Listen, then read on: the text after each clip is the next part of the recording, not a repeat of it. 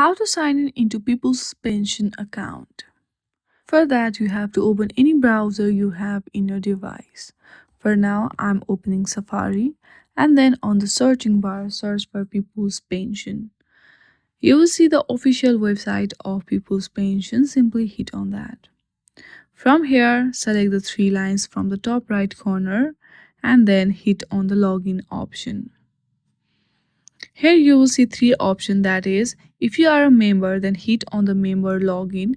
If you are employer, hit on online service account. If you are advisor then hit on the online account.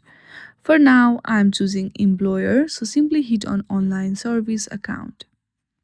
From here you will see employer login, select that. If your server is working perfectly fine, then you will see a form right over here, but it has some issue right now, so it is not showing. Once you see the form, you will have to fill out your username and password and then you are good to go.